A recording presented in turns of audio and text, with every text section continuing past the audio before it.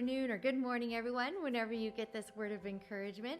I am so glad that you clicked on here today and you're joining us for exactly what that says in that title, for a little word of encouragement. In these last couple weeks, I've been talking to you about how do you manage stress. And it's so important during these times, I think, or during any time in our life, even if it wasn't the year 2020. It could have been the year 1999 or now maybe in 2025. But every day we live in a broken world, and we realize in that broken world we're going to have troubles. And that is brought on it by stressful situations. And so in knowing how to manage and inform manage your stress is so very important. So we have talked about, first you must understand it, where it's coming from. We talked about that in the previous weeks. And then I also talked about how you need to inform it, meaning ways to manage that stress and to be able to, we talked about breathing.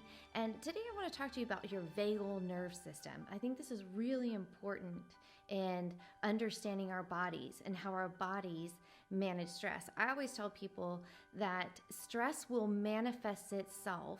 We might say have you ever heard that saying, let's just push it under the carpet and bury it there. Well, when we do that in our lives with stress, with things that we're going on in our lives, we push it under the carpet, which means that we internalize it. Then what happens is that internalizing of that stress begins to manifest itself in other ways in our life, in other health ways of our life. So we go to the doctor and he says, you have high blood pressure. What's going on with you? You have high cholesterol. You have, you're developing anxiety. All these different things that normally you're like, oh, I thought I was a pretty healthy person. So, and informing and understanding where that stress is going from. And then a part of your vagal nerve system is it's being able to how do I say this? It's almost being able to regulate that.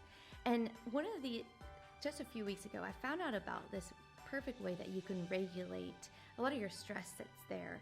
And in your vagal nerve system, it lets you know of the receptors of I'm good or I'm not so good.